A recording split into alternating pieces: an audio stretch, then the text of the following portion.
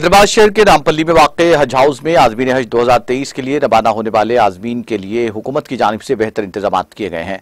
चुनांचे chairman Telangana हज committee Mohammad Salim की क़यादत में रिटायर्ड IPS व मुशीर हुकूमत तेलंगाना अक़लियती उमूर ए के खान और बी शफीउल्लाह सीओ हज कमेटी ने हज हाउस नामपल्ली में आज़मीन हज के लिए किए गए इंतजाम का जायजा लिया। बाद अज़ान चेयरमैन तेलंगाना हज कमेटी मोहम्मद सलीम ने मीडिया से बात करते हुए तफसीलात से वाकिफ करवाया।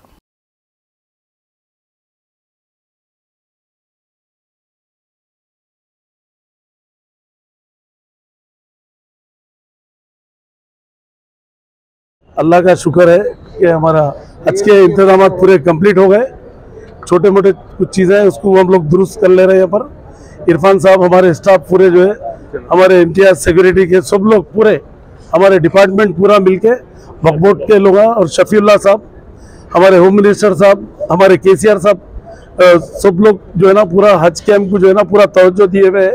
हम लोग पूरा जो है हाजी लोग खुश खुर्रम जाना है, ऐसे पीसफुल जाना बल्कि हम लोग पूरा टीम वर्क कर रहे हैं। हम लोग पूरे कोई यहाँ पर कोई ऐसी शिकायत नहीं है, पूरा हाइजेनिक है, पूरा नीटनेस, पूरे डिपार्टमेंट काम कर रहे हैं। Electric department, water works, GHMC, police department, पूरे ऑल डिपार्टमेंट जितने डिपार्टमेंट है, फायर सर्विस, ट्रैफिक, पूरा हर चीज़ पूरा मीटिंग्स हो गए हम लोगों के।